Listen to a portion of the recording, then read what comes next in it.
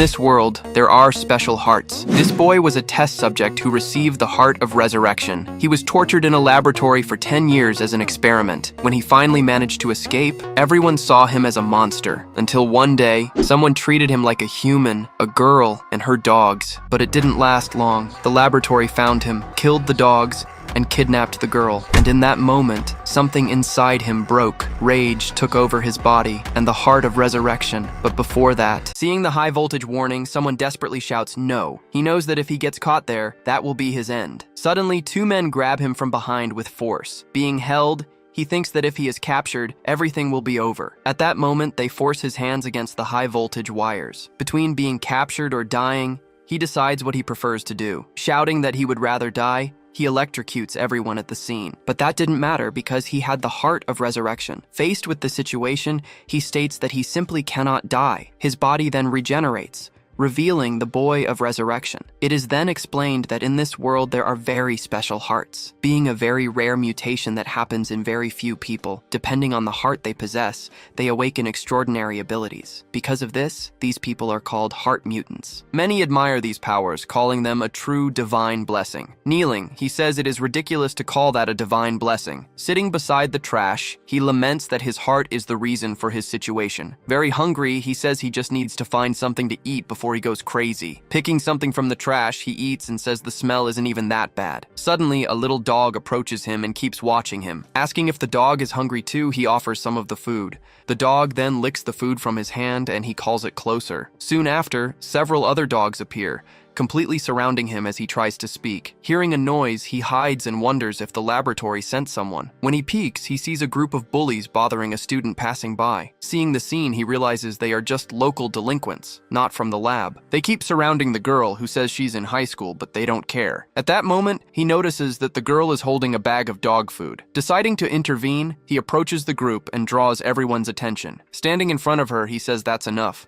leaving the bullies confused. Turning his face, he says he's not a beggar, confusing them even more. Seeing his appearance, one of the bullies screams in complete terror. Without hesitation, his arm transforms into an extremely sharp blade. Pointing the blade at them, he orders them to shut up and get out. Completely terrified, the bullies run away, screaming that they saw a ghost. Still on the ground, the girl tries to thank him for the help. Right after, he turns toward her and extends his hand. Afraid, she desperately screams for him not to come near her. Ignoring her fear, he simply crouches down and picks up the bag of food. Looking closely, she realizes he is holding the dog food. Apologizing for scaring her, he asks if he can keep the food. Realizing that he can speak, the student is completely shocked. Shouting that the creature talks, she gets up and runs away. Without moving, he just watches the girl flee in desperation. Crouching down again, he says it's fine and eats the food in peace. Hidden, the girl watches the scene, completely scared and confused. Seeing him surrounded by dogs, she starts to wonder if he is alive. Then she finally understands, assuming that he might be a heart mutant. Thinking about their abilities, she regrets having been so rude earlier. After gathering courage,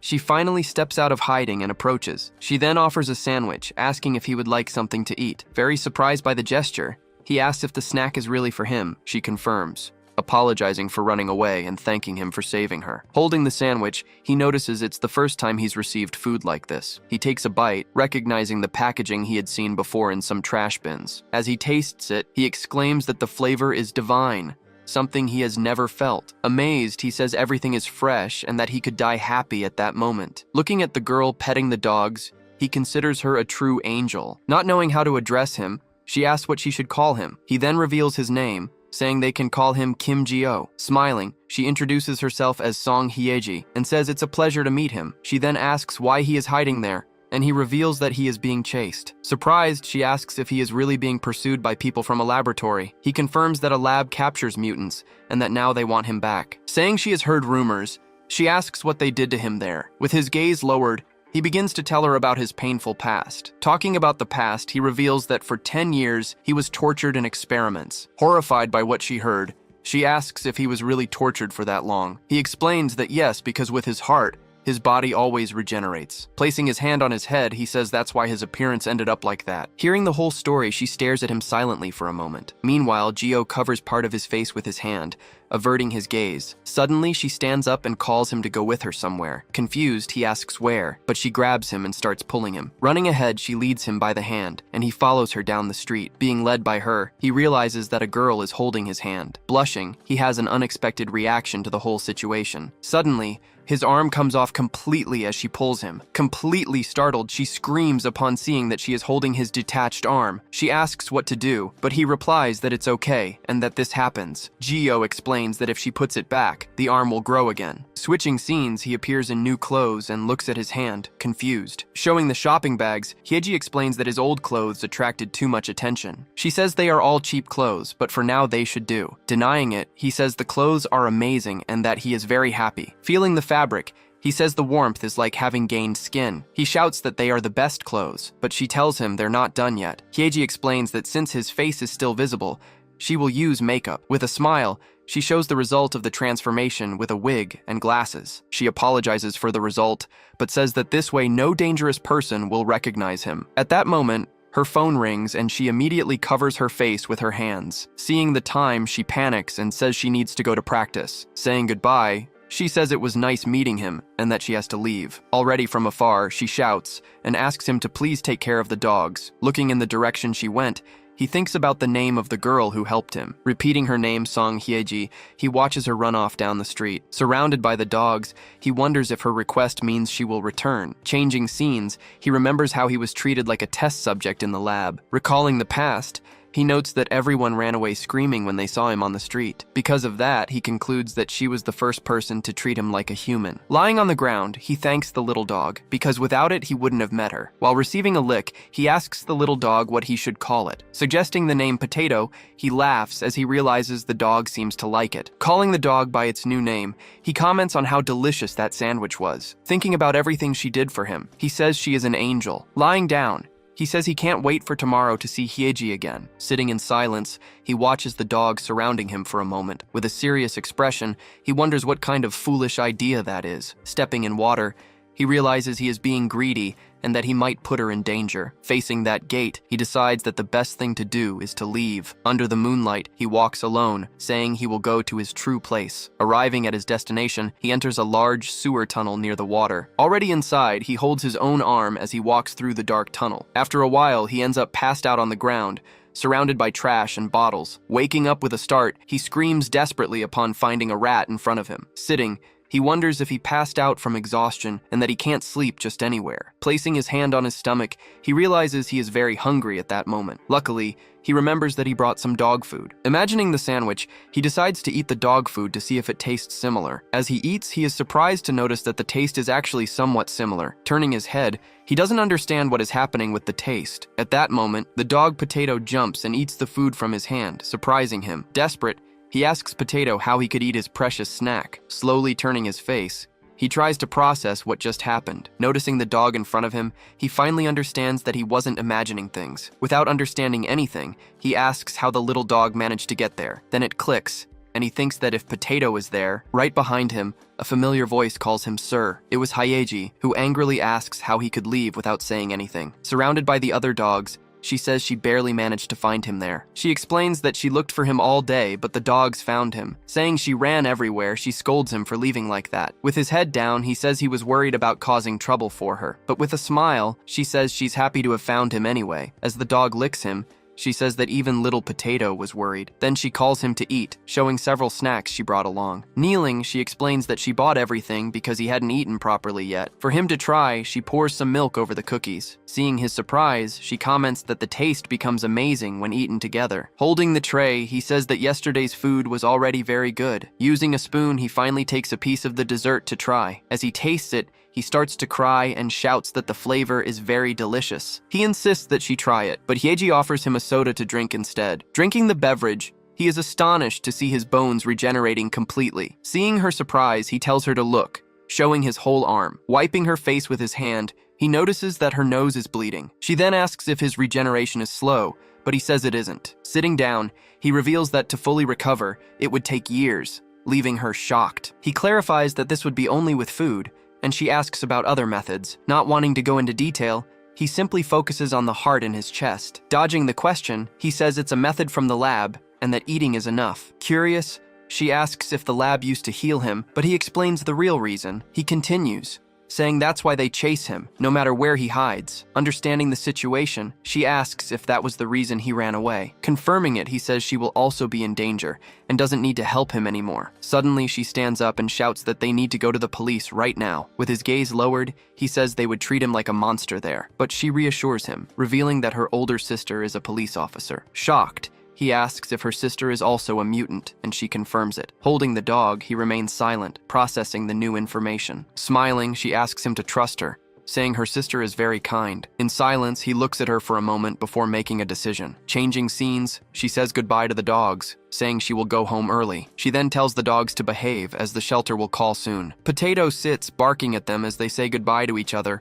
Petting him, Jayo thanks him and says he's counting on his help again. With a serious look, he says he won't run away like a coward anymore. He then promises the little dog that he will come back to see him again soon. As she waves goodbye, he watches the scene very carefully. After putting on his hood, he remembers the 3 years of being chased. At that moment, a car at high speed suddenly appears right behind him on the street. Hearing the noise, he quickly turns, noticing the vehicle approaching. Nearby, Hyeji also turns abruptly toward the sound she heard. Suddenly, the car crashes into them, throwing both of them far away. Slamming onto the ground, his body remains completely motionless after the impact. Grabbed by a man, Hyeji screams desperately while he orders them to grab Gio. Running toward him, a group of thugs quickly approaches with batons. Without difficulty, 2 men lift him off the ground, completely restraining him. Meanwhile, a man slowly lights a cigarette with a golden lighter. With the cigarette in his mouth, the leader says he finally found the skeleton. He then orders them to take him, telling them to make him pay for everything. Right after, the 3 black cars speed away from the scene. Looking in the rearview mirror, the driver shouts upon seeing him being dragged along the road. With a rope around his neck, he is forcefully dragged across the asphalt. With his face full of anger, he curses the situation he got himself into. Trying to stop them, he drags his own hands across the asphalt with great force. Screaming desperately, he repeats to himself that all of this is his fault. He then remembers that because of him, they took Hyeji away too. Digging his fingers into the asphalt, he desperately tries to hold onto the ground. Being dragged by the rope, his body is thrown from side to side. As he is dragged, he realizes that with his useless ability, he can't do anything. With nothing left to do, he screams, begging for someone to help him. Suddenly, a pack of dogs appears and charges toward the car. Led by Potato, the dogs run and begin biting the rope. All together, they strain with all their strength to pull the rope and stop them. With such force, the rope holding him finally snaps. The car is forced to stop, with the dogs blocking the entire road. Around him,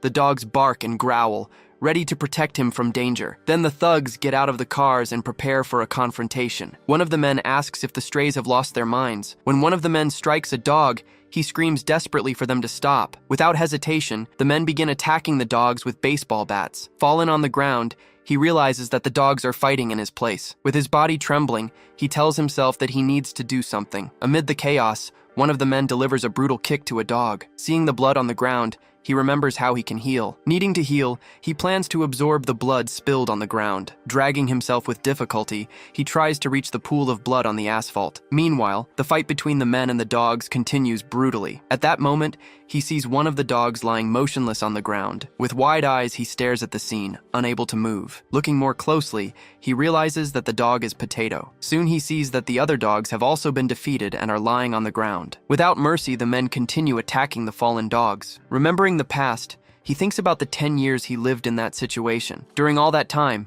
he suffered in that lab, chained and tortured. Every day they injected blood and cut his organs in experiments. It was always the same routine, because even wanting to die, he couldn't. After planning his escape, he somehow managed to get out of that place. After leaving, he finally thought he could be happy and have a life. Contrary to what he expected, people outside always despised him. Alone among the trash, he realized that everyone saw him only as a monster. But suddenly, his heart of resurrection begins to beat much stronger. Remembering Hyeji and the dogs, he recalls how they treated him. Shouting, he stands up as the dog's blood regenerates his entire body. Absorbing all the blood from the ground, he finally returns to his human form. His body fully regenerates, becoming stronger than it has ever been. His muscles and skin reform, restoring his entire body. The blood on the asphalt then begins to spin rapidly around him. Then all the blood gathers and starts forming his hand again. Soon after, the red matter rises, completely reconstructing his entire arm. Little by little, his fingers and hand return to how they were before. Enveloping his body, the blood fully restores his former appearance. With a furious look, his human face is finally revealed for the first time. Fully recovered, he stands up ready to confront those men. Seeing his own body, he can hardly believe the transformation that occurred. With his hand fully restored, he says that everything has finally returned to normal. At that moment, he remembers when he was a child, feeling the same strength as before. Shocked by the situation, he says it can't be, unable to believe the power. Surrounded by the dogs, he understands that their blood fully regenerated him. Without understanding, the men ask what he is and how his body healed. Ignoring the scene, the leader orders them to capture him again no matter what. Before the man can approach, he lands a devastating punch to his face. With a precise blow, he strikes the thug with impressive force. Sending the man flying, the impact hurls him violently against the car. After the crash, the thug's body falls to the ground completely unconscious. Picking up Potato in his arms, he holds him gently close to his chest. Kneeling on the ground, he hugs the dog tightly, unable to let go. With a dark look, he warns that he knows the most painful way to die. Looking at the thugs, he promises to spare the first one who answers. Holding the dog, he angrily asks where they took Hyeji. Changing scenes, cars arrive at an industrial complex far outside the city. After parking, they take the girl inside one of the warehouses. Pulling a cloth bag off her head, they finally let her go. Kneeling on the floor, she furiously asks who all these men around her are, when suddenly she looks to the side and sees a completely terrifying scene. Surrounded by the group of men, she freezes when she sees what's happening. Shocked, she realizes there are several human bodies scattered across the warehouse floor. Grabbing her by the hair, one of the men complains that she's too loud. The leader then faces her, asking if she happens to have more than one life. Showing a picture of Geo, he says it's the skeleton's fault. Pulling her hair harder, he tells her to shut up if she doesn't want to die. With a menacing look, he warns that around here, nobody cares about death. Terrified, she stares at him as he finishes his sentence, saying that nobody cares. Suddenly, a cell phone starts ringing in the leader's pocket, interrupting the conversation. Answering it, he asks what's up and why they haven't returned to the location yet. The henchman then says the skeleton is no longer there, leaving him confused. The man continues, explaining that the dog showed up and took the body away. He says the skeleton somehow turned into a person. Furious, the leader tells him to speak clearly so he can understand what happened. At that moment, Hyeji realizes the dogs went to help Geo and feels relieved. With his back turned, the leader asks if the henchman let the skeleton get away. Shouting, he curses him out and asks if he knows how valuable the target was. With a kick, he smashes his phone on the ground, totally out of control. Approaching her, he grabs her and asks if she knows where he went. Screaming, he says that was all his money and that she needs to talk. Crying, she replies that she doesn't know, and of course she doesn't know. With a knife, he threatens her, saying she'll talk one way or another. With the blade to her face, she remembers he was being hunted and feels a pang of regret. Desperate, she wonders what she should do in such a dangerous situation. Suddenly, one of the henchmen is thrown and hits the ground violently. Another henchman is thrown to the ground, putting everyone else on high alert. At the warehouse entrance, Geo suddenly appears, standing against the bright light. The leader turns around, confused by the boy's presence. Not understanding at all, he wonders who the hell that boy standing there is. One of the henchmen then confronts him, asking who he is and calling him a beggar. With a swift move, Geo grabs the man by the neck, choking him. As he's being held, the man wonders what kind of absurd strength this is. With a look of contempt, he warns that because of all of them, he then reveals that it's their fault all the dogs are dead. Seeing this, another henchman yells at the others, asking what they're waiting for. The man then lands a hard punch right in Geo's face. Taking the hit, Geo just spits some blood on the floor. Without hesitating, he retaliates with a clean punch to the henchman's face. The force of the blow sends the man flying backward, completely stunned. Right after, another man grabs him from behind, yelling that he's got him. As he's grabbed, he looks back with a completely cold expression. In a swift motion, he flips the man over his shoulder, throwing him hard. The remaining henchmen watch the scene, completely shocked by what they've just seen. With his head down, he addresses the men still standing. Lifting his face, he asks if they were sent by the Hermes Research Lab. Hearing the name, Hyeji is surprised and understands everything that's happening. The leader then shouts that the boy was the skeleton all along. He remembers the warning, saying he almost didn't recognize Geo in his human form. Just then, a shot is fired, and Geo thanks them ironically as he's hit. Desperate, the leader yells for them to bring all the guns they've got. Without hesitation, The henchmen draw their weapons and start shooting at Gio. The leader screams not to spare any ammo, as they're going to make a lot of money. Hit by multiple bullets, he takes the shots, unable to defend himself. His body covered in wounds, he laments that the pain is unbearable. Feeling the bullets, he says his flesh is being completely torn apart. As he's shot, he says his bones are being completely shattered by the force. With difficulty, he says his lungs are torn and he can barely breathe. Crying, Hyeji screams desperately, begging them to stop shooting. After so many shots, Gio finally collapses to the ground, completely powerless. Lying in a pool of his own blood, his body lies completely still. Placing a hand in the blood, he begins to absorb everything around him. His heart starts to beat faster, pumping the blood into himself. The heart of resurrection then begins to glow, activating its full power. One of the henchmen shouts for the boss, completely terrified by what he's seeing. Then, Gio's body begins to levitate, slowly coming back to life. Seeing this, the leader shouts that he's rising like a zombie. Pulled up by his own blood,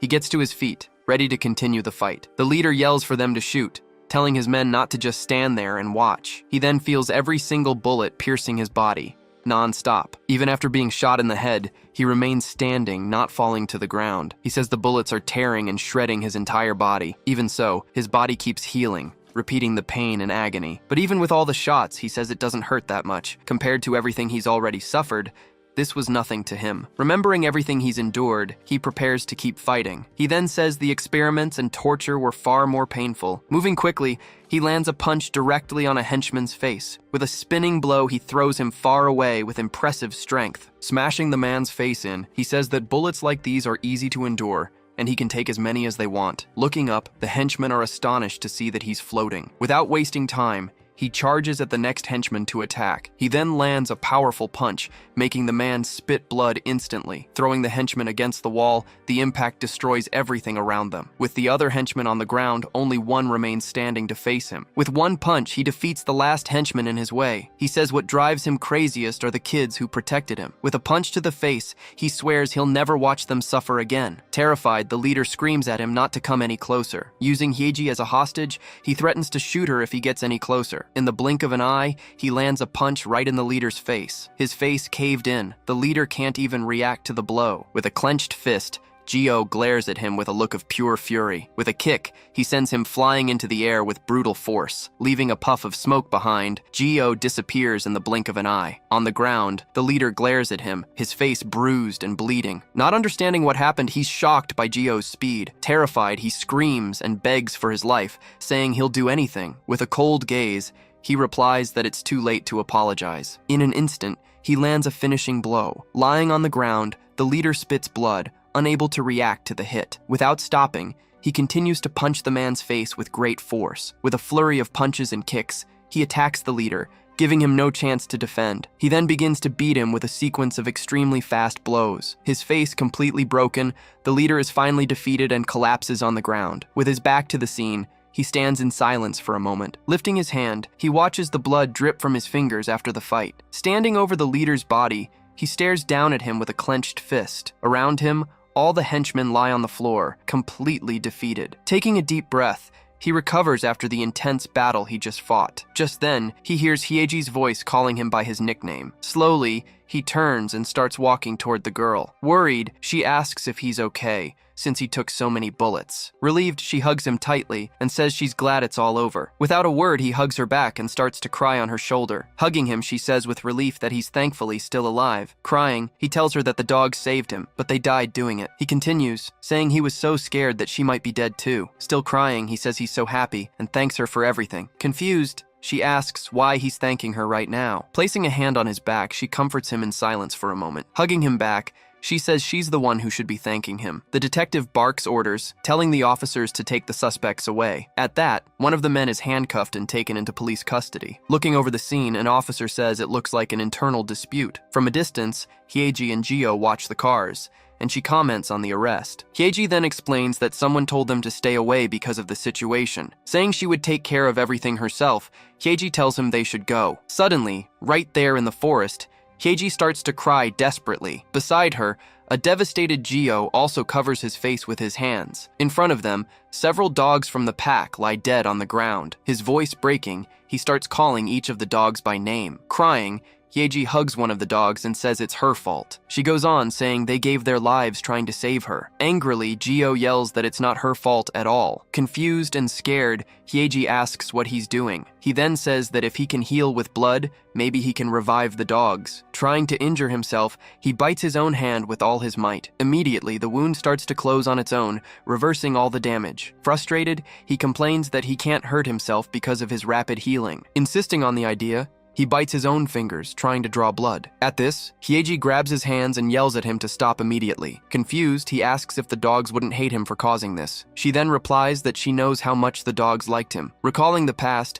she tells him they were wary of everyone except him. Surprised by this, Gio asks if they were afraid of people. Hyeji confirms, talking about the scars and bad memories they carried. Looking at the dog, he says he had no idea and thought they were gentle. Kneeling, she explains that if he were to get hurt, they would feel hurt as well. Sitting on the ground, he holds one of the dogs, still unsure what to do. Hyeji then comments that the fact they approached him without hesitation meant something. Finishing her thought, she says they sensed he was in a similar situation. Sitting side by side, Hyeji simply thanks Kim Gio. Suddenly, a low noise from the forest catches their attention. Seeing a puppy, Hyeji says with relief that it's Potato's little pup. The little puppy then walks directly towards Kim Gio. Stopping in front of him, the puppy stares at him curiously, not looking away. Crouching down, Gio asks if the little dog doesn't hate him for everything. Without hesitation, the puppy comes forward and licks his outstretched hand. Understanding the gesture, he carefully picks up the small animal. A short while later, the puppy falls asleep right there,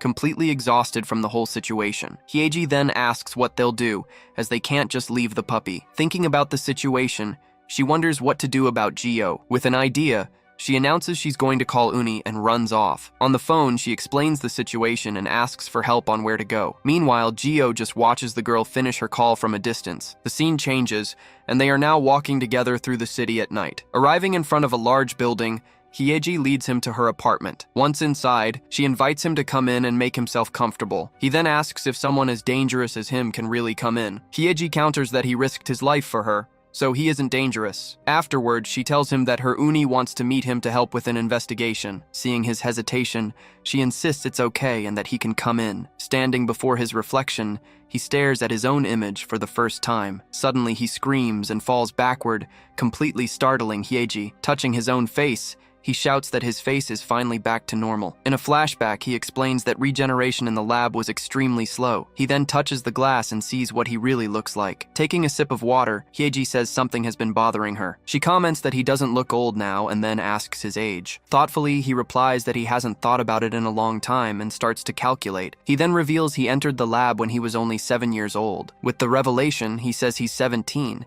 making Hyeji spit out all her water. Coming closer, she says they're the same age and questions him. He then replies that he was just happy to be called a person. Faced with his answer, she's left completely speechless, just staring at him. Trying to explain himself, he waves his hands while she finds the situation sad yet cute. Afterward, she asks him to call her by her name and go wash up to eat. Meanwhile, the little puppy gets a makeshift bath in a small bowl. Now, in fresh clothes, Gio sits down at the table for his first meal. Eating excitedly, he exclaims that the food is hot and delicious. From the kitchen, she says the food is simple but thanks him for the compliment. He immediately replies that it's the best meal he's had in years. After dinner, she tells him her Uni had something come up and won't be able to make it. On the table, the plates and bowls are left completely empty after the meal. Pointing to the sofa, Hyeji says he can sleep there tonight. Thanking her, he takes the blanket she offers him for the night. Saying goodnight, Hyeji tells him she's going to her room to do her homework. Alone in the dark living room, he stands still, observing the new surroundings. Holding the blanket, he continues to examine everything with immense curiosity. Then, he's impressed by the television, commenting on its size. Seeing a vase of flowers, he notes how different it is from the lab. As he sits down, he's startled by how soft and comfortable the sofa is. Nearby, the puppy tries to drink water but ends up knocking over the bowl. Soon after, while eating its food, the small animal starts to get sick. Suddenly, it vomits up all the food it had just swallowed. Seeing the sick puppy, Gio cries out in desperation, calling for the little dog. Rushing over at once, he hurries to help the little animal. He then starts making a series of strange movements in front of the puppy. Now recovered, the puppy just stares at him, not understanding what happened. With a relieved smile, he asks if it was nothing serious. Later, he's sleeping on the floor, hugging a small stuffed toy. Cuddled up on the floor, he says the place is warm and very soft. Talking to the toy, he asks if the little guy is enjoying it here too. He then thinks of a name for the puppy, suggesting a few options out loud. Deciding on Fritter, He pets and names the little dog. A short while later, the newly named puppy falls soundly asleep beside him. With a smile, he tells himself that this must be what happiness feels like. Remembering the food, he thinks about what a delicious meal that was. The scene changes, and he gets into the bathtub, commenting that the water is warm. Relaxing in the bath, he celebrates being able to wash himself there. Lying down again, he reflects on how good it is to sleep in a soft place. But suddenly his expression changes, and he becomes serious as he thinks about something. He then concludes that all this happiness can be easily taken away from him. Cutting to a flashback, a voice screams for everyone to get out of there as fast as they can. It was Gio, in his old form, guiding the others to the only exit. On the way, however, armed soldiers appear to block their escape. Exploding everything around them, one of the escapees attacks, sending everyone flying. From the attack, several of them are left lying on the completely destroyed floor. Without hesitation, one of the soldiers aims his weapon, ready to fire at the targets. In front of them, a sphere of energy suddenly materializes in the air. Then, the sphere explodes forcefully, hitting the armed guards head-on. Seeing the unexpected attack, the other soldiers are paralyzed, unable to understand the situation. Then, one of the female escapees launches a powerful ice attack against the enemies. Amid the chaos, a voice yells for Kim Gio to snap out of it. Meanwhile, a young man helps another get up from the rubble to escape. Looking ahead, he prepares to continue the escape with the group. At the warning, Gio also turns, ready to move forward. Extending her hand, the girl shouts that the exit isn't far. She then grabs Gio's hand and pulls him along to keep running. Running together, they manage to get past the ambush and continue down the destroyed hallway. Back in the present, he remembers they got separated in the end. Lying down, he thinks that his companions might still be suffering somewhere. That's why he decides he will never let anyone take anything from him again. He then reflects that he won't let them take away his small peace and happiness. With a determined look, he thinks about what he would do if someone tried anything. He then concludes that no matter who it is, he won't let them get away with it. The scene changes. A desperate scream echoes down a staircase during the day. With hurried steps, someone runs desperately down the street without looking back. It's then revealed to be G.O., screaming Fritter's name as he runs. Crying, he asks where Fritter is, lamenting that his promise was broken. Tying her shoes, Heiji says she's getting ready for school. Confused by the time, he asks why she's going to class at night. At the door, she says goodbye, and he thinks that school seems fun. As she gets ready to leave, Fritter starts scratching the door non-stop. Confused, they watch the dog acting strangely, wanting to go out. Seeing the puppy's restlessness, Gio suggests they go out together for a bit. With that in mind, he offers to take little Fritter for a walk. Worried, Hyeji asks if he'll be okay outside alone with all the danger. After a moment, she seems more relieved and agrees to his idea. Pointing to a drawer, she tells him where the collar is before leaving. Once outside, he tries to put the collar on, but the puppy resists. Seeing the dog struggle, he tells the animal it can't take that off. Rolling on the ground, Fritter fights to get the collar off any way it can. Hearing the barks, he worries if he tied the collar too tightly. Covering his face, he remembers when he was also forced to wear something. He recalls his past, being tortured with electricity. Even though he doesn't want to, he concludes he has to use the collar. But asking the puppy for forgiveness, he gives up and lets the leash drop. Suddenly, he realizes Fritter broke the collar and escaped. Seeing the dog run away, he dashes down the street, shouting its name. Desperate, he yells, wondering where his little friend could have gone. Meanwhile, Fritter leaps between rooftops, completely oblivious to the commotion. Running through the streets, he asks people if they've seen the lost puppy. Searching relentlessly, he even rummages through a large trash can. Crouching down, he even looks underneath a parked car. Tired, he stops in an alley and leans against a dumpster. Not knowing what to do, he wonders how he's going to find Fritter. Then, he starts imagining the puppy getting hit by a big truck. He also considers the possibility of bad people chasing the little dog. Crying, he regrets having broken his promise to protect him in a single day. Sitting in the alley, he realizes he's right in front of a high school. Scanning the area, he finally spots Fritter near the soccer field. Licking its paw, the puppy gets startled when it hears its name being called. Believing the dog followed a scent, G.O. runs into the school. Near the entrance, a teacher notices him rushing and eyes him with suspicion. Running right past the man, he ignores the call and keeps going without stopping. Surprised by his speed, the teacher starts chasing him down the sidewalk. Shouting for the puppy, Gio begs the little animal to wait for him. In the courtyard, A group of students was in the middle of a game. Around the field, other students were just chatting and enjoying their break peacefully. Hiding behind a wall, he overhears a conversation between some students. One of them was talking about a rumor that mutants were created in labs. Showing his phone, another student talks about the huge reward for capturing one. From this conversation, he understands that people see mutants as a hunt. Seeing the danger, he concludes he needs to find Fritter and get out of there quickly. Finally spotting the puppy, he yells Fritter's name and runs in its direction. Meanwhile, in another part of the school, 3 girls are reviewing a dance video. Seeing the result, the friends compliment one of them, saying she's amazing. With a smile, the girl replies that they are also very beautiful. Suddenly, Fritter approaches them, and one asks what that puppy is. Crouching down to pick it up, one of them finds it very cute and hugs it. With her phone in hand, another suggests taking a picture to post online. As they take the picture, Gio's reflection appears on the screen, startling all of them. Terrified, they accuse him of being a stalker and filming them secretly. Yelling at him, one of the girls calls him a pervert and tells him to leave. Trying to explain, he says he didn't mean to scare them and just wanted Fritter. Seeing his face, their tone changes, and one asks why he's so handsome. From his uniform, they deduce he must be a new student or a freshman. Noticing the phone, he asks if he's being recorded, and they invite him. Refusing the invitation, he says he can't appear on camera as they call out to him. Showing her phone, one of the girls asks for Kim Gio's social media. Holding the puppy, she explains she'll tag him in the video post. Surprised by her attitude, the friends comment that this is a first for her. Not understanding anything, he just listens to them talk about her followers. Insisting on the offer, she says he seems decent and his style is charming. Saying he doesn't have that kind of thing, he simply rejects the proposal. With his refusal, her hand begins to tremble with anger and frustration. Bowing, he thanks her for the intention, but politely declines the offer. Shocked by the scene, her friends wonder if she really just got rejected. Annoyed, she thinks he's just playing hard to get. Taking the dog back, he tells them that it's his puppy. Hugging the puppy,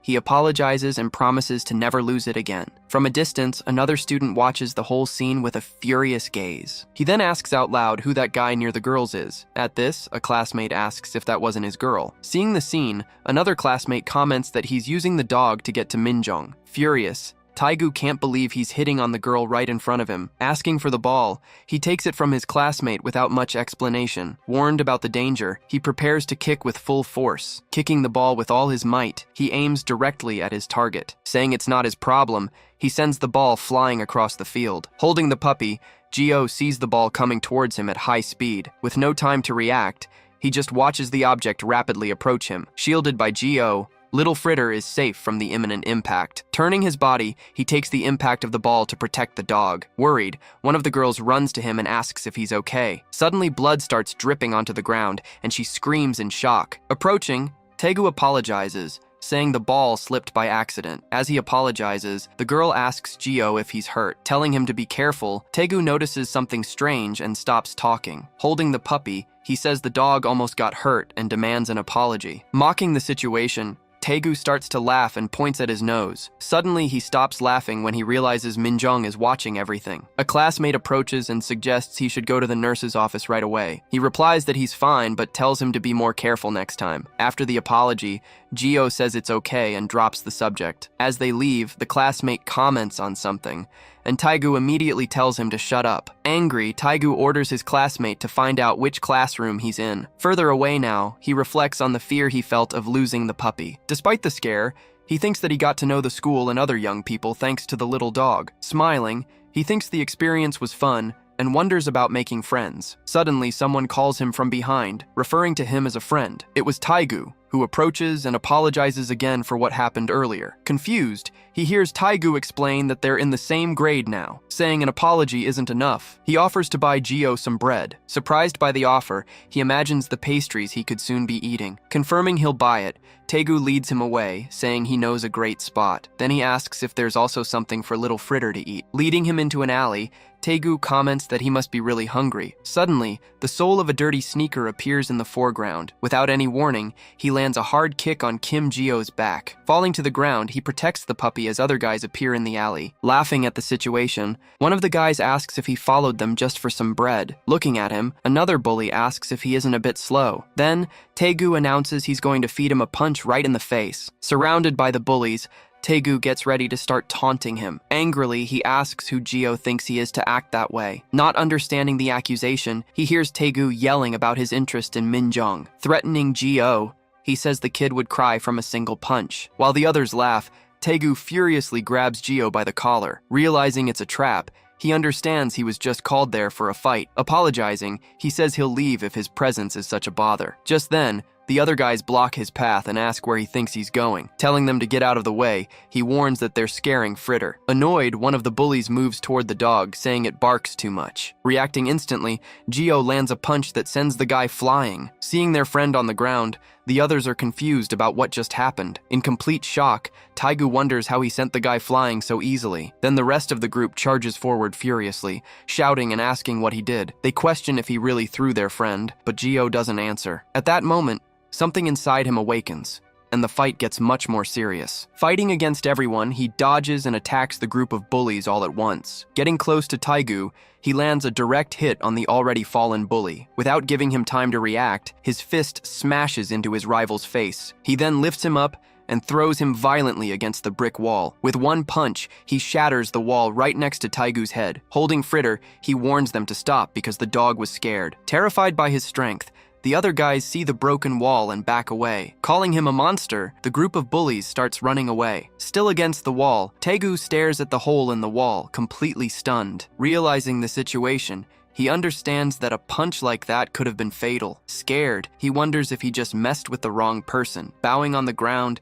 he apologizes and promises to never do it again. To save himself, he shows a picture of his own dog and blames his friends. While Taegu begs for forgiveness, he just stares at the photo of the other dog. Bent over on the ground, Taegu continues to plead for Kim Jio's forgiveness. After everything, he says he used up his strength and is now very hungry. Seeing his reaction, Taegu wonders why he suddenly got hungry. He then thinks Gio is being clever, pretending to forgive him in exchange for food. Changing scenes, Hyeji is sitting at her desk inside the classroom. Cutting to the cafeteria, the sign for the place is shown prominently. With a full table, Gio gives thanks and gets ready to enjoy the food. As he eats, Taegu watches him from a distance, still not understanding the situation. Sharing a piece with Fritter, he comments that the food has a strawberry filling. Confused by the situation, Taegu can't understand how he can be so strong. Remembering the fight, he recalls the punch that sent his friend flying. Thinking about the cracked wall, he concludes he's never seen anything like it before. Deciding to act, he grabs his phone and calls someone for help. On the other end of the line, a man named Young Cheol answers during a card game. Desperate, Taegu asks his brother for help, saying he's in deep trouble. Impatiently, Young Cheol asks why Taegu is calling over a silly fight. Desperate, Taegu begs for help, saying it's the first and last time. Mockingly, someone asks who it is, and he explains the situation to the group. Saying he's bored, he agrees to stop by and help his friend. With the confirmation, the brother tells him to bring the guy over when he gets there. Hanging up, Taegu declares that the transfer student is totally done for. Holding a bag of pastries, Gio offers some of his food to Taegu. Not understanding the kindness, he just hears Gio say he feels bad. Laughing, Taegu hands him more food and tells him to take whatever he wants. Giving a piece to Fritter, he wonders how someone like this can be so strong. As he watches, he notices something strange about Gio's hand and gets curious. He realizes the hand, which was injured before, is now healed without a single scratch. Watching a video, he remembers that mutants have special abilities and becomes suspicious. With this discovery,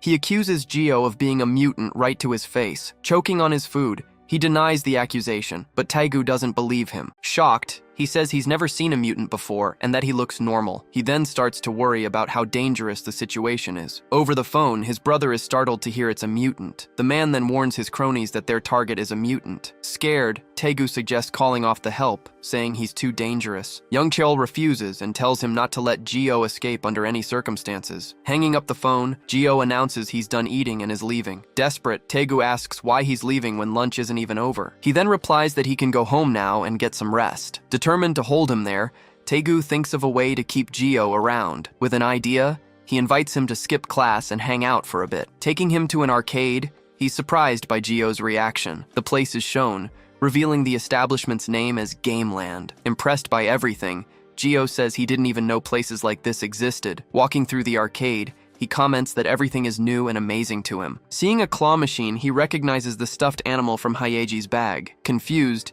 Taegu asks if this is his first time seeing one of those machines. Putting money in, Taegu tells him to try and grab the toy, but he fails. Then, Taegu controls the claw and manages to grab the plush toy with ease. Successfully, the plush toy finally drops into the machine's prize compartment. Holding the prize, he happily says he now has a toy just like Hyeji's. Seeing him distracted, Taegu realizes it'll be easy to stall him until help arrives. Afterwards, he invites him to a karaoke place, but Gio doesn't even know what that is. Once seated, Taegu tells him to pick a song to start singing. Saying he doesn't know any songs, he hears Taegu insist that he sing anything. On the screen, the lyrics of a simple children's song begin to scroll for him. With the microphone in hand, he starts singing the children's song to Taegu. Asking if it's okay to sing, he explains it's the only song he knows. He then reveals that his mother taught it to him before they were separated when he was 7. Hearing the story, Taegu is shocked by the revelation about his past. Confused by the situation, Taegu wonders what kind of mutant he is. With the sad story, he feels that it really hit him hard. Offering him money, Taegu tells him to live an extraordinary life and to follow him. Back at the arcade, they play a drum game with a lot of energy. Playing another round, Taegu accuses him of cheating, but he doesn't understand. Laughing hard at the situation,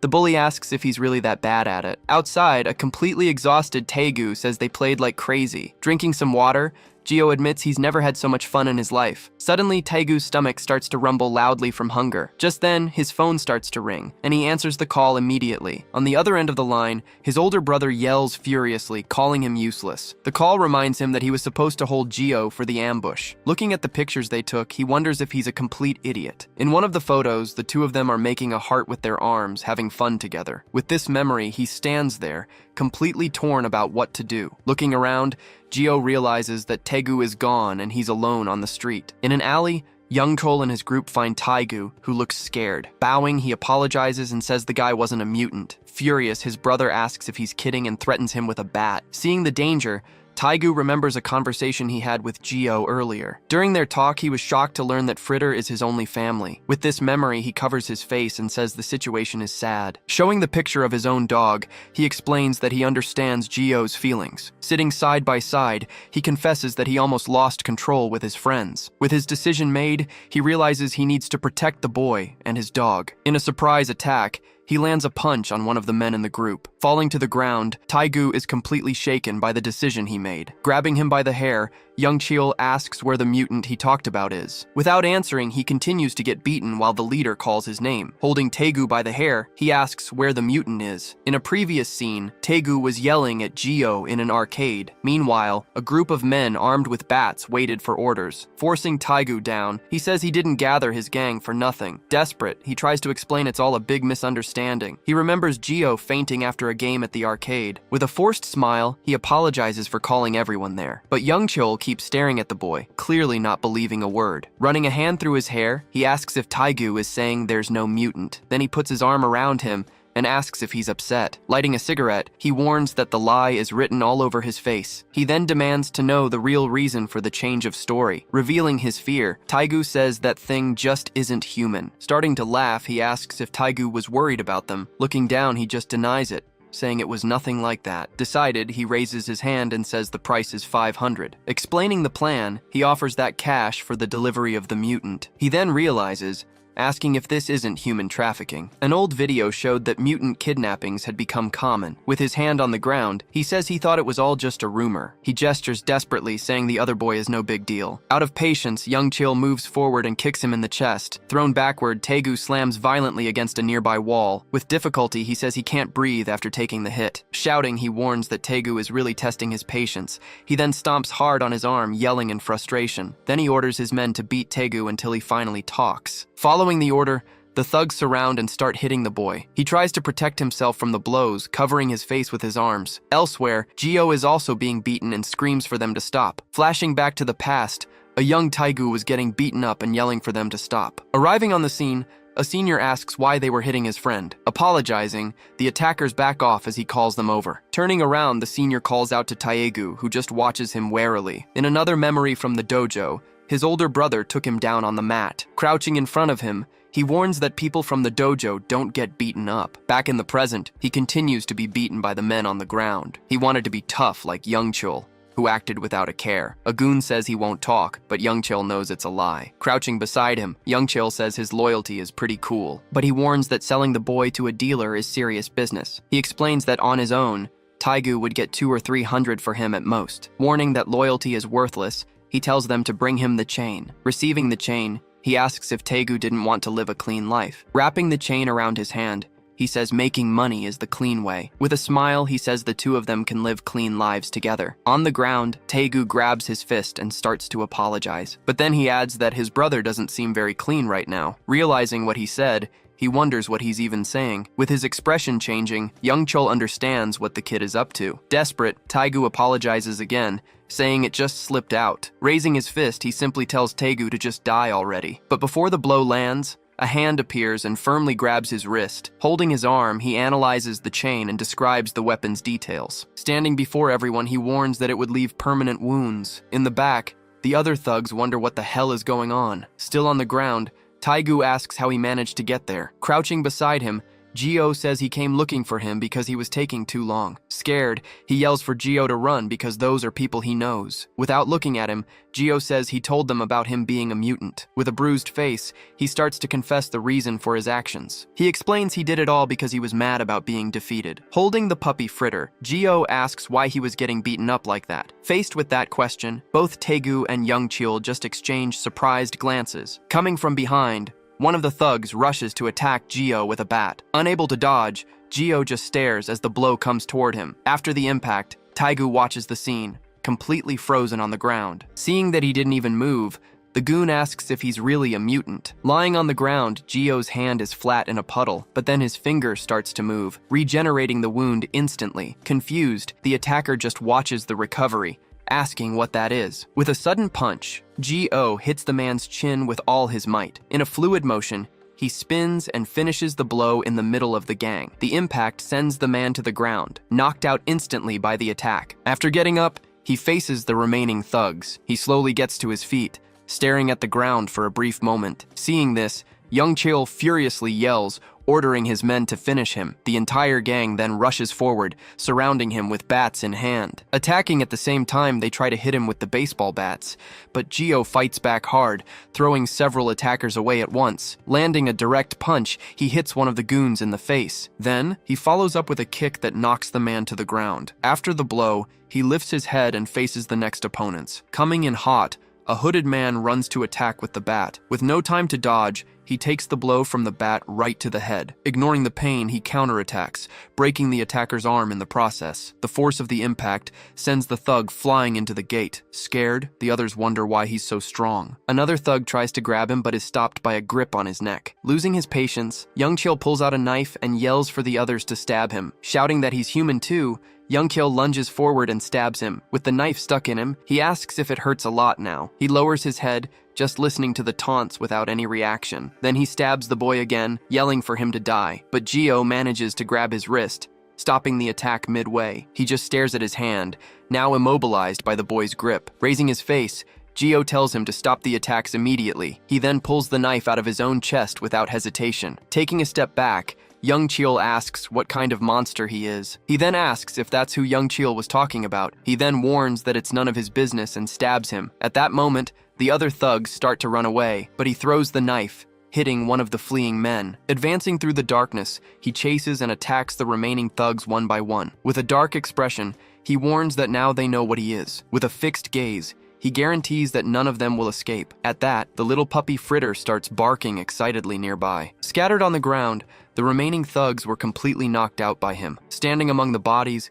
Gio surveys the result of the confrontation. Watching the whole scene from the ground, Taegu can only call his name. Worried, he asks if Gio is okay and says he'll call for help, but he gets confused, remembering there was a wound right in that spot. Looking closer, he realizes there's no mark left at all. Standing with his back to him, Gio simply apologizes for all that. Unable to get up, Taegu's hand clenches into a fist. Then he starts punching the ground, screaming that he deserved to die. Surprised by the reaction, Gio asks if he would sell a friend like that. Still on the ground, he confesses that he really did try to sell him to the gang. He continues, explaining that he thought it was cool to hang out with those kinds of people. Hearing the confession, Gio just holds out a pack of tissues to him. Pointing out that his nose is bleeding, he offers a tissue to help. Still on the ground, he asks if it's to clean up the blood. Then he realizes it's actually a puppy pee pad. Wiping his face anyway, he says he's not worthy of being a friend. Then Gio says he wasn't the only one who thought they were friends. Without a word, he continues to hold the pee pad to his face. After a moment, he starts to cry uncontrollably. Suddenly getting up, he runs and hugs Gio with all his might. While hugging him, Taegu apologizes and yells that he's amazing. With a bruised face, Young Chil asks to leave, saying he's learned his lesson. Kneeling with the gang, he promises not to tell anyone his secret, but Taegu kicks him, telling him to apologize first. Holding his shoe, he yells that Young Chil is nothing but trash. Then he keeps kicking him in the face without stopping for a second. Turning to Gio, he suggests they beat them up more to keep them quiet. At that moment, a hand suddenly appears and grabs Taegu's face. On his knees, Young Chil begs them not to call the police under any circumstances. Looking up, they notice a police car approaching. As they arrive, 2 officers introduce themselves and say they received a report. At this, the gang members become completely desperate. Acting quickly, Taegu runs up to the officers and speaks to them excitedly. He then accuses the gang of being scum and of human trafficking. Continuing his accusation, he says their hideout is full of evidence. Asking them to arrest everyone, he sends Young Chil into a total panic. Yelling loudly, Taegu starts putting on a show for the police. Lying on the ground, Young Chil also struggles and cries out for help. Faking immense pain, he claims he was even stabbed in the leg. Thanking them for arriving, he says that bastard beat them up like this. Outraged, Taegu yells, asking what kind of ridiculous lie he's telling. With an innocent face, he says they tried to take him by force. Then he points to Gio, shouting that they were the ones who got hurt. Insisting on the lie, he says his bruised face is living proof. At this, the officer asks everyone to calm down and come to the station. Without a care, he points and reveals that Gio is a mutant. Faced with this revelation, Gio is completely paralyzed by the whole situation. The officers follow up on the accusation, asking what a cardiac mutant is. Looking at the officers, Gio replies that he doesn't have a registration. At that moment, they accuse him of being an unregistered mutant. Warning him about the law, they say this is a serious violation. Explaining the procedure, the officer tells him he needs to register as a mutant. With a tense expression, he repeats the words registration and identity to himself. In a memory, he's seen escaping a laboratory in another form. Asking for his cooperation, the officer insists he must register right then and there. Running up, Song Hyeji yells for them to wait a moment. Still out of breath, she greets the officers with a very forced smile. Confused by her arrival, one of the officers asks who she is. Showing him her phone, she asks him to take an important call right now. Taking the device, the officer answers the call, confused by the situation. On the other end, a woman introduces herself as the superintendent of the special forces. Shocked, the officer salutes and formally introduces himself to his superior. Over the phone, she orders the kidnappers to be prosecuted and the mutant to be released. Confirming the order, he shouts that he will follow the superintendent's instructions. He then turns and orders the other officers to arrest the gang immediately. As he's being handcuffed, Young Chil yells, asking why they're being arrested. While being restrained, he shouts, demanding to know what kind of call that was. Then he asks who the hell the girl standing there waving is. Approaching her, Gio asks Hyeji how she knew he was there. Explaining the situation, she says she saw him from her window and decided to follow him. He points to Taegu, asking if he was the strange guy she mentioned. Looking at his face, she asks what happened to make him look like that. At this, Taegu recognizes her, shocked that it's the popular Song Hyeji. She says her sister took care of everything, making Taegu jealous. Turning to Young Chil, he asks who he was planning to hand him over to in the end. He then questions if it was, by chance, the Hermes laboratory. Confused, he says he's never heard of it and was going to use a broker. He explains that mutants are usually sold to these local brokers. Changing scenes, Young Chil is seen being interrogated inside the police station. At school, Hyeji looks at her phone and yells that it can't be. Then she warns that this is dangerous and they don't know the risk. She explains that her sister warned her that these brokers are very dangerous people. Hearing this, he says that now he wants to find them even more than before. Sitting there, she asks why he's so determined to do this. Touching his own face, he begins to explain his real motivation. He then reveals that he might be able to find his old friends that way. Confused, Taegu reminds him that he said he didn't have any friends. Clarifying the situation, he says they were his friends from inside the laboratory. Flashing back to the past, he remembers the daily experiments he suffered there. One day, he was dragged to an unknown place, completely exhausted. Thrown inside, he passed through a glass wall without understanding. Looking around, He realizes the place was filled with knives. Suddenly, the knives start flying rapidly across the room. As he was hit, he screamed in desperation, saying he was terrified. With no other option, he was forced through the door by the guards. Then the door opens, revealing a completely dark room ahead. Remembering the lab, he relives the fight scene between the mutants. With a strange smile, he watched the whole commotion unfold. Trying to grab something, a hand is pierced by a sharp blade on the floor. Leaping over, one of the boys prepares to attack with a sword, but he ends up being hit by 2 beams that suddenly pierce through him. Meanwhile, the skeleton is completely frozen by ice crystals that appear. From a hole, another boy watches the scene with a serious face. Trapped in the ice, he looks scared at the boy who was watching him. Extending her hand, a girl manifests a power in her palm. Then she hits her colleague, asking what he thinks he's doing. Pointing to the skeleton, he says he's just another test subject. Hearing this, he is speechless at the boy's unexpected defense. At this, several other youths approach to see the living skeleton up close. Covering his face, he asks them not to look at his appearance. Despite his request, they just stand there, watching the scene. Saying it was normal, one of the boys defends his appearance. Then he asks if the skeleton was scared and if he was new there. After that, all the other youth started introducing themselves to him. Standing in the middle of them, one of the boys asks for his name. Back in the present, he explains that everyone there was a cardiac mutant. He goes on to say that they became close very quickly because of it. Eating a snack, he seems to zone out for a moment. Hearing the story, Taegu starts to cry, shocked by his life. Hyeji asks about the current whereabouts of those friends from the lab. With a distant look, he begins to remember the day of the escape. During the chase, he and his friends got separated along the way. Understanding the reason, she says the brokers might have captured them. Hyeji then says she'll help him find his friends no matter what. Showing a phone, Taegu says he got the brokers' contact info from them. Looking at the screen, he shows that they were going to hand him over that very day. Seeing the time, he realizes the meeting is very soon. With a determined face,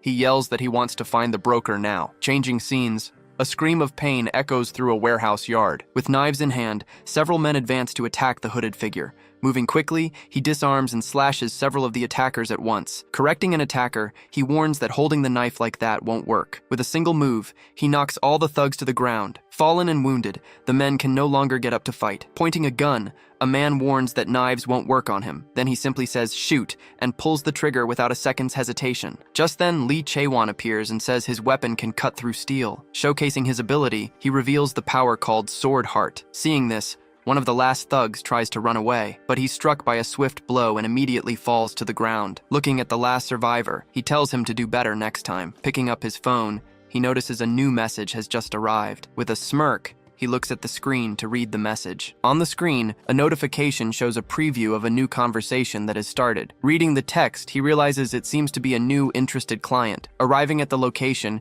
he says the message pointed to this specific alley. Cautiously, he comments that the place looks pretty creepy. Once inside the alley, he confirms this was the meeting spot. He then thinks he needs to be very careful with the mutant dealer. Remembering their conversation, he knows the dealer could also be a mutant. Flashing back, Hyeji asked if he was really going to meet the dealer. Worried, she explained that these criminals are sometimes mutants, just like him. He then says that's why he might find out something about his friends, but he tells her not to worry, as he would just observe everything. Back in the alley, he remembers what he promised Hyeji. Determined, he decides he'll capture the man if anything goes wrong. He then looks for something, finding a wrench that might work. With the wrench in hand, he knows he needs to figure out the man's ability first. Suddenly, several sharp blades fly toward him without warning. Barely dodging, he falls to the ground and cries out in shock. From the shadows, a voice asks if he's some kind of rat. Recognizing the voice from the phone call, he wonders if that's the dealer. Seeing the weapon, he deduces the man is just a normal human. Thinking it would be easier,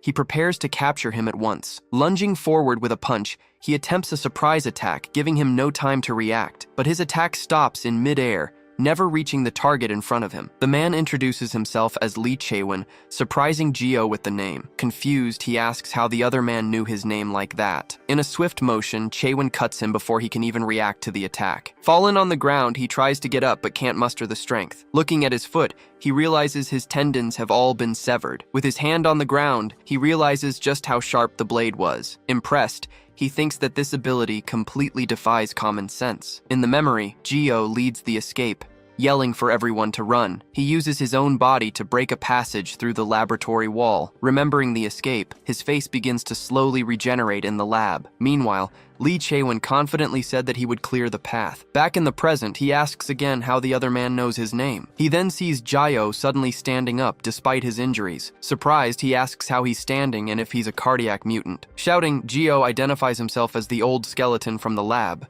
Kim Jae-oh. Not understanding at all, the man just repeats the word skeleton, trying to process the information. Pointing a finger, he starts connecting the dots about his identity. He then asks if he is the Kim Jae-oh from that old laboratory. With a smile, Jae-oh says it's been a long time since they've seen each other. But Chae-won, still in shock, asks if that's really Kim Jae-oh. Explaining they had classes together, he says he finally recognized him at that moment. As he runs to hug him, he sees Chae-won's hand turn into claws. In an instant, he is hit and thrown against a metal fence. Even injured, he composes himself and faces his old friend, ready to fight. Holding his knife, he asks why Chae-won didn't recognize him sooner. Then Chae-won confirms that he is indeed Kim Jae-oh, seeing the regeneration. Showing his healed body, he yells for him to take a good look, but he ignores the plea and charges forward to attack with his blade again. Despite dodging the blow, he is still grazed on his side. At that moment, a girl appears and blocks the attack using a chain. Fallen on the ground, she asks why he's doing this to them. With his sword in hand, he warns that they know the answer very well. Then he charges again,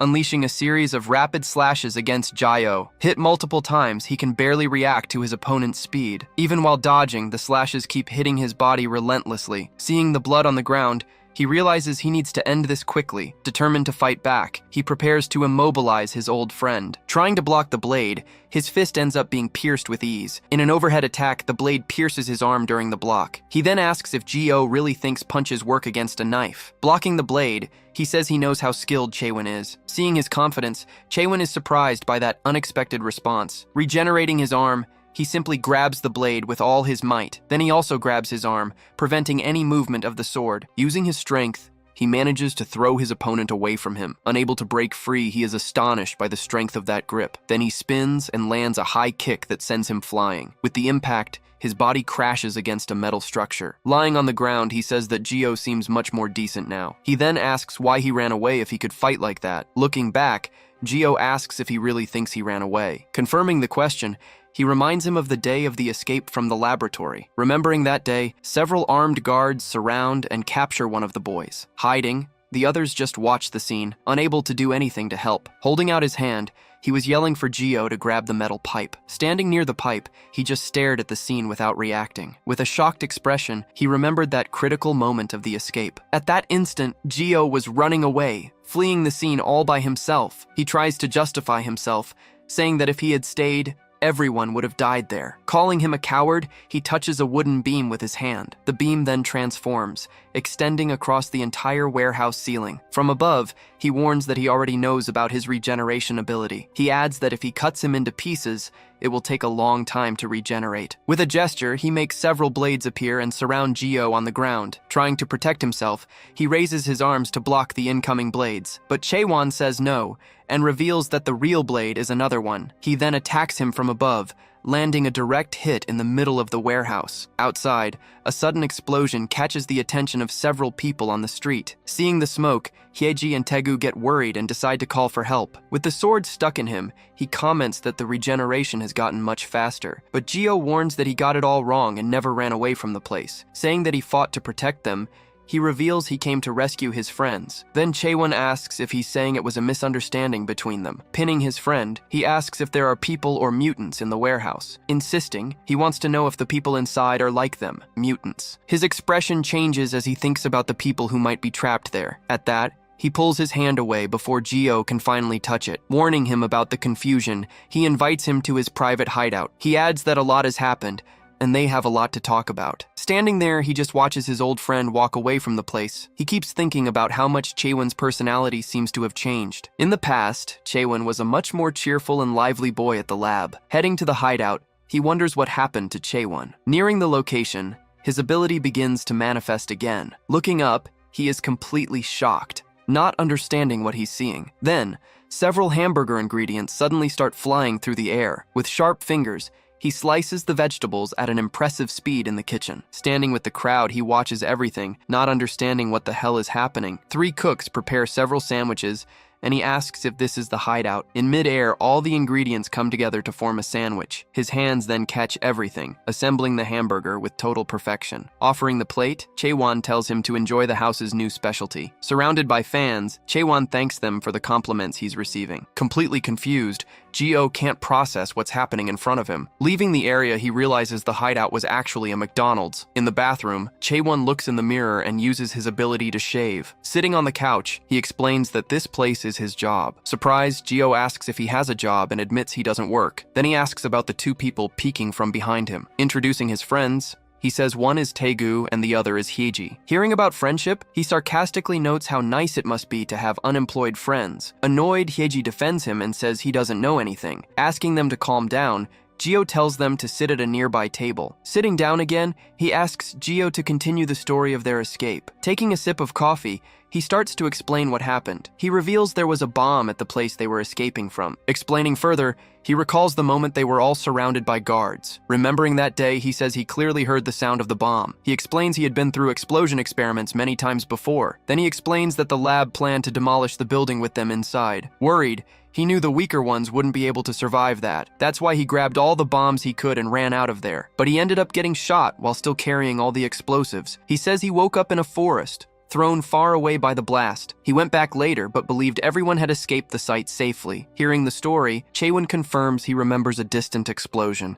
Then he asks if Geo really carried the bombs far away from there. With his hand on his face, he says he can't believe that story. But Geo insists it was true, and there was no time to explain. With tears in his eyes, he finally says he believes him. Completely surprised, he is left speechless by the reaction. At that moment, Chaewon manifests his ability. Looking up, Geo is completely shocked by what he's seeing. Then, various ingredients suddenly fly through the air and assemble themselves. With his sharp fingers, he slices the vegetables with impressive speed. Standing there, Chaewon says he had already figured that was the case. Serving the meal, he says it's a gift for what Geo went through. Thanking him, Geo starts eating as some girls ask to take a picture. Using a dog filter, Chaewon takes a selfie with the two fans. Afterward, sitting down, he starts to apologize to Kim Geo for everything. He regrets trying to attack him without even hearing his explanation. But Geo, while eating, says it's delicious and that he's jealous of him. Offering more food, he tells Geo he can eat as much as he wants. Pointing to himself, he introduces himself as the manager in charge of the store. Impressed,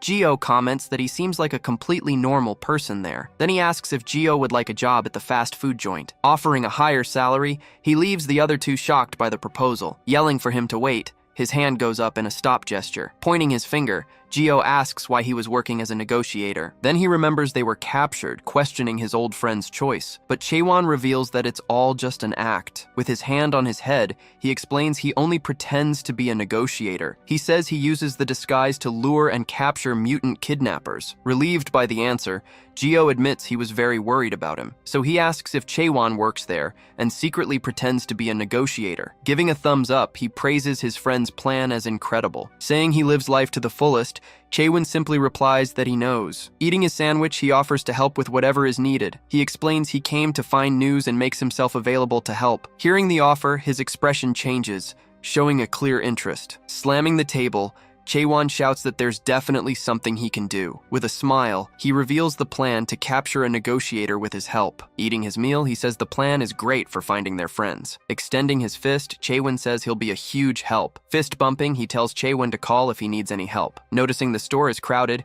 he says he's going back to work. Leaving the area, he thanks his two friends for waiting for him. But Taegu starts to question if that guy is really his friend. Worried, Hyeji asks if he's really okay with this whole situation. Recalling the past, he assures them that Chaewon is still the same as always. Then she remembers he doesn't have a phone to get his friend's contact info. Then he shows his phone, revealing he still had young Cheels. Changing scenes, a man runs desperately to escape a group. Closely pursued, he tries to escape by running down a narrow alley. Looking back, he screams for them to stop chasing him now. With nowhere to go, his hand touches the ground and manifests an ability. Then, oil slicks across the ground, making his pursuers fall instantly. Relieved to have escaped, he yells that he finally survived the attack, but a sudden punch hits his face with full force. Lying on the ground, he sees a figure asking where he thinks he's going. Desperate, he begs for his life, saying his power is weak. Approaching, one of the men mocks him for being such a weak mutant. Pulling his hair, he explains that not every mutant ends up being strong. Then the leader says that's good, because they're offering $1 billion for one. Hearing the amount,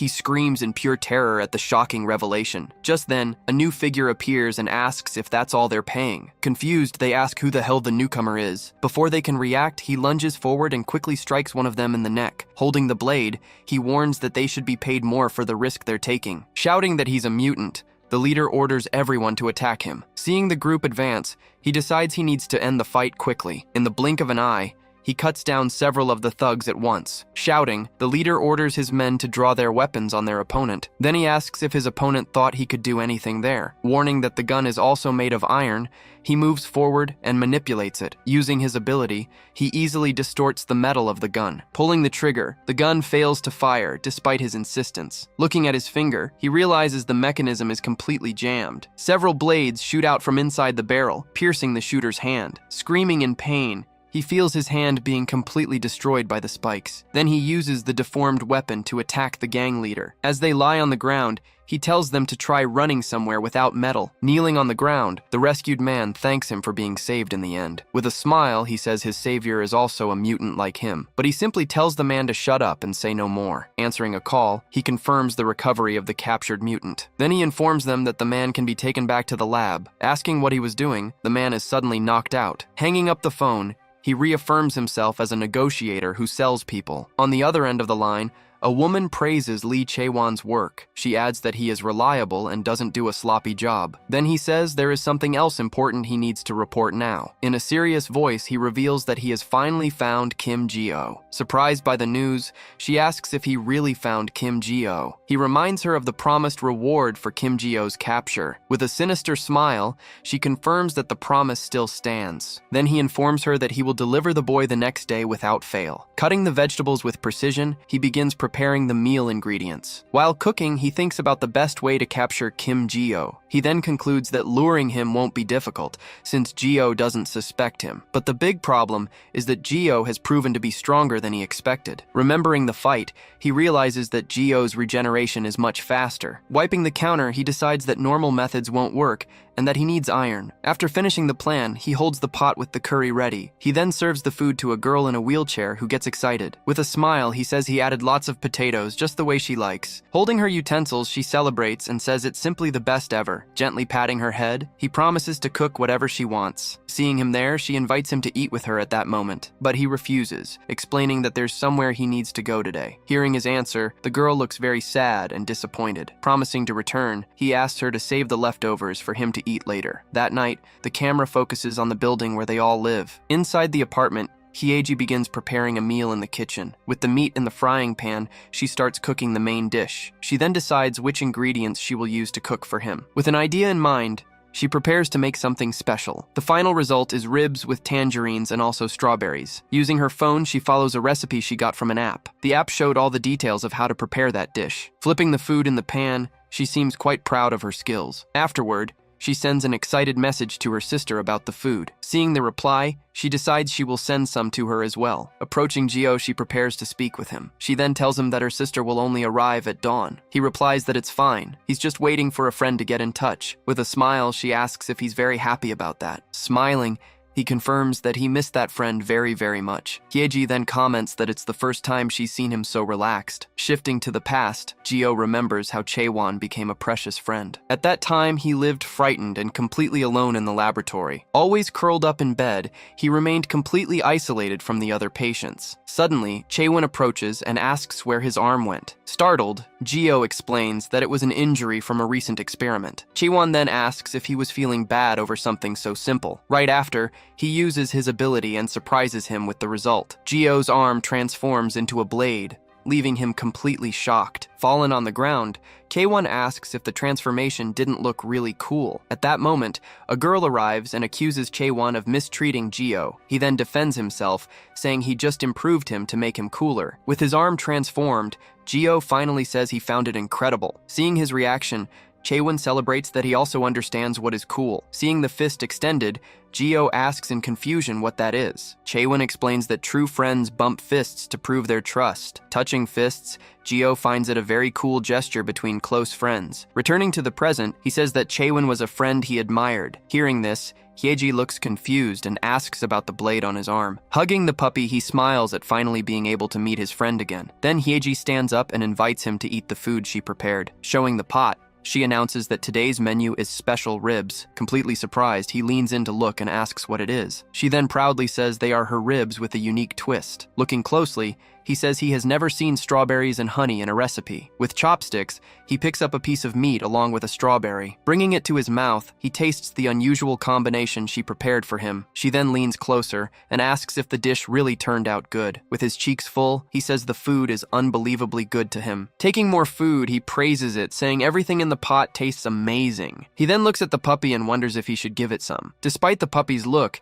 he decides that giving random food could be dangerous. Then Hyeji crouches down and promises she will cook something tasty for the puppy. He continues eating and thanks her, saying it's the best food of his life. Very happy with the compliment, she promises she will cook for him again. Thanking her again, he continues savoring the food with his cheeks full. At that moment, his phone on the table starts ringing and vibrating. Looking at the screen, he recognizes the number and says it's Chaewon. Answering the phone, he says hello and waits for his friend to speak. On the phone, Chaewon starts shouting desperately, asking him for help. Worried, he asks what happened, and Chaewon explains that the situation became dangerous. Surprised, he repeats the word laboratory, unable to believe what he just heard. She also reacts and says that was the place where he used to be. Over the phone, Chaewon asks for help, and he shouts that he's already on his way. After giving the address, the call is abruptly cut off. Saying his friend is in danger, he says he needs to go quickly. Quickly, he swallows the food that was still in his mouth. He then apologizes for not being able to finish the meal she prepared. Running out, he tells Hyeji to stay there because it's very dangerous. Arriving at the location, he finds a large abandoned factory. Inside the factory, he finds the silence strange, but confirms the address. Then he notices something very strange about that place. Touching one of the walls, he looks at the ground suspiciously. Only then does he realize that everything around him is made of iron. Pipes, plates, and iron bolts were scattered all over the warehouse. Noticing this, he realizes the place was an advantage for Chaewon. Confused, he thinks it doesn't make sense for his friend to be captured there. Determined, he knows he needs to stay alert so he won't be captured too. He imagines his friend Chaewon captured somewhere, trembling with fear. Suddenly, hands emerge and touch the iron floor right in front of him. Then sharp blades begin to rise quickly from the metal floor. Dozens of blades then shoot up from the ground toward him at high speed. Caught by surprise, he is impaled by blades that pierce his body. With his face tense, he reacts to the sudden attack he just suffered. With several blades in his body, he tries to stay standing after the attack. Looking down, he realizes he was struck by some kind of sword. Seeing the reflection on the blade, he finally manages to see his friend Chaewon. Wearing a hood, Chaewon thanks him for coming to that place. Even wounded, Geo asks what he's doing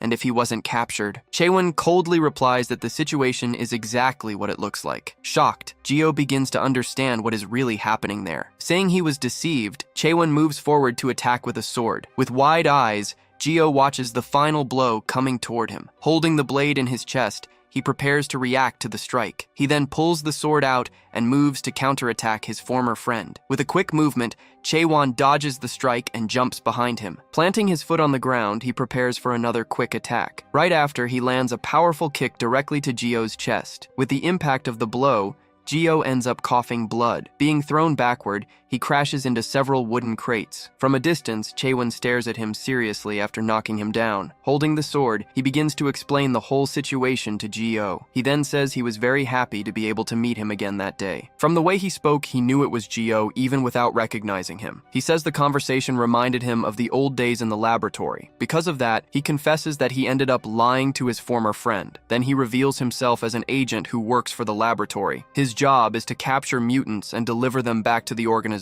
Then he states that his mission is to take him back to the laboratory. Touching an iron plate, Chaewon prepares for his next attack. Just then, Geo notices a blade forming and quickly spins around. He manages to dodge the blow as it scrapes the ground right beside him. Dodging again, he realizes the attacks are getting more serious. He then understands his friend's intention isn't just to capture him. Looking at Chaewon, he sees the real intent is to kill him. With a metal plate, he braces himself to block the next attack. He yells out, asking if his friend is really just trying to capture him. Confused, he begs Chaewon to wake up and explain himself properly, but his friend continues to stare at him with a cold, emotionless gaze. Saying there's no need, he simply tells Geo to surrender at once.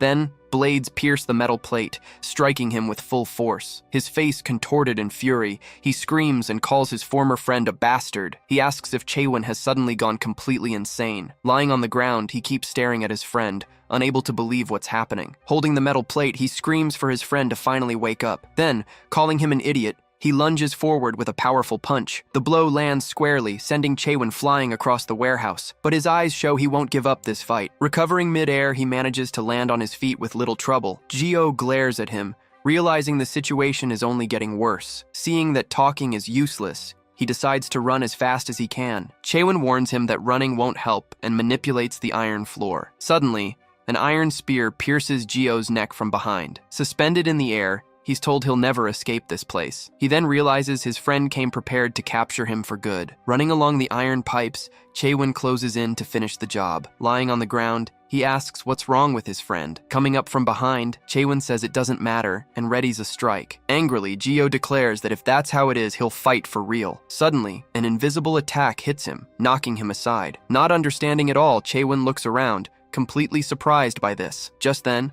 a powerful punch smashes into his face, sending him flying upwards. Even as he's hit, Chaewon is stunned by what just happened. He then remarks that the kick caused practically no damage to him. Smiling, he understands that Geo built up a resistance after years of suffering. His recovery ability is now on a completely different level than before. He heals instantly and seizes the moment to counterattack. Seeing this, Chaewon charges forward and tries to cut Geo with his sword again. His plan is to attack so fast that Geo will have no chance to fight back. With continuous attacks, he prevents him from counterattacking while his body regenerates. Keeping up the pressure, he continues the assault without giving Geo any opening. Unable to react, he just endures the barrage of blows from his former friend. The scene shifts to the past, as he remembers another experiment in the lab. In that room, an injection is administered directly into his heart, without warning. Right after, a strange device is placed on his chained chest. A voice then announces that the regeneration experiment is about to begin. In front of him, another patient is released,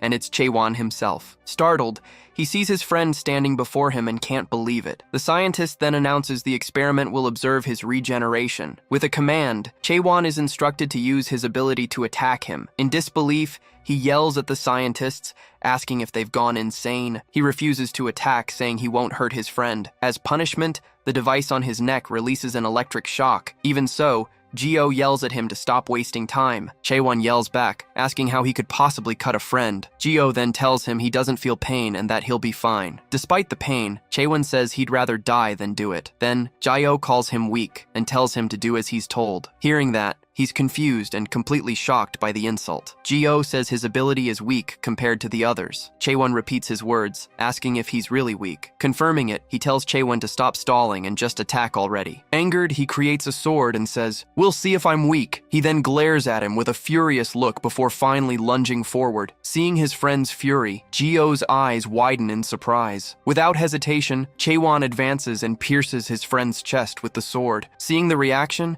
he wonders if he went too far with the provocation. As he begins to cut him, he asks if Geo still doesn't feel any pain. Even while being sliced, he replies that it doesn't hurt at all. Delivering the final blow, he then cuts off Geo's head in one go. With the body on the floor, the regeneration experiment is declared complete. Panting and covered in blood, he leans on his sword, utterly exhausted. Lying on the floor, he gasps that it actually hurts a lot. Touching his chest, he realizes with confusion that it didn't hurt as much as he'd thought. Coming closer, he tells Geo to pretend he doesn't know anything. Noticing his friend's arm, he asks if he also cut himself. Hushing him, he warns him not to get caught and drags him away. Confused, he asks why he did that if he can just regenerate. Calling him an idiot, Chaewon explains that his recovery is actually very slow. Besides, he says, the lab didn't give them enough blood. He then tells Geo not to try to play the hero by sacrificing himself anymore. With a smile, he says that kind of attitude is shameful between friends. Back in the present, he remembers that past gesture of friendship. Taking another hit, he screams and asks why he, of all people,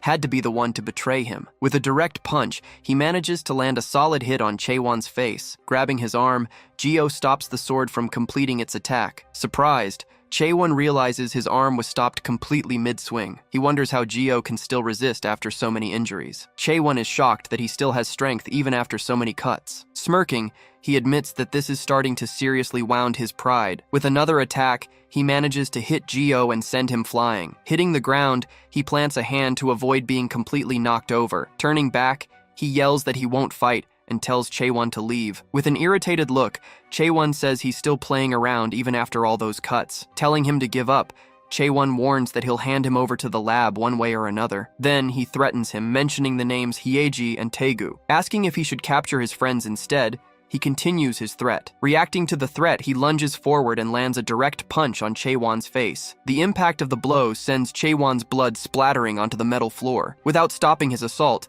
he keeps advancing and striking his former friend without hesitation. Smiling, Chaewon says that now he's finally facing him as he should. Then, he warns that his friends will end up facing all the danger in his place. In a fit of rage, he shoves his fist hard into Chaewon's mouth. His fist forces his mouth open, stopping him from speaking. Grabbing his face, Geo warns him not to cross that line. He then says that Hyeji and Taegu are his real friends now. He says he wanted to hear his story to the end because he was his friend. But with this betrayal, his heart is starting to react differently. He then warns that he'll finish him, as he no longer has any curiosity. His arm begins to transform in a bizarre way. Inside it, his blood surges with new and incredible power. The severed arm on the floor twists into a creature of flesh. Leaping to attack, the creature lunges toward its former friend. Surprised, Chaewon screams as he sees what has become of the severed arm. He's hit and thrown hard across the warehouse. On the ground, he clutches his chest, feeling the impact of the blow. He realizes that single attack broke 3 of his ribs. He knows the next hit could be fatal. Before he can react,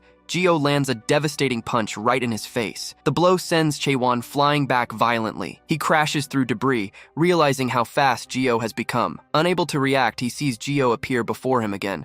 Geo grabs his shoulder and drops him with a chop to the neck. Once again, he's thrown violently to the factory floor. Getting up, he wonders if Geo got this strong just from absorbing blood. He tries to back away, creating blades from the floor to stop his advance, but Geo dodges every blade that erupts from the ground. Surprised, he wonders if Geo is predicting where the blades will appear. Looking closely, he realizes Geo is just dodging the moment they appear. He can't believe his former friend's insane reaction speed. He questions if regeneration is Geo's only ability. Compared to before, his strength, speed, and reflexes are on another level. He's cornered and knows that if this keeps up, he'll lose. Even though he doesn't want to, he decides he has to use his most powerful technique. Touching the ground, he begins absorbing iron particles to his absolute limit. As a result, his sword heart begins to react violently. Then, in an explosion, his body erupts with countless blades. The blades rip through his clothes, piercing his body from every direction. Unleashing hundreds of blades, he prepares for his final attack. He screams, warning Geo that he'll never get through his countless blades. Then, Geo faces the challenge and prepares for the final attack. Unfazed, he just asks, "So what?" and charges forward with a straight punch. As he's pierced, he yells that he doesn't care about the blades. The punch lands, and the impact makes Chaewon spit blood. Head bowed, Geo says that this kind of thing doesn't hurt him. Saying he can take it, he glares at the blades running through his body. Then, he reveals what's truly hurting him in that moment. With a barrage of punches, he shatters the blades and lands clean hits on his friend. Thrown backward, Chaewon crashes through a glass window from the impact. In a falling shard of glass, their reflection appears. The reflection in the glass captures his face as the blow lands. Screaming in a rage, he says that being betrayed by a friend is what truly hurts. Then, his fist connects with Chaewon's face again at full force. With the final punch, he screams that this was his greatest pain. The impact from the last punch ripples across the floor. With his back to his friend, he says the betrayal hurts more than any blade. He says that a friend of 10 years tried to send him back. Looking at the body on the ground, he says that's what hurts his heart the most. Standing over his fallen friend, he asks why he did it. He doesn't understand,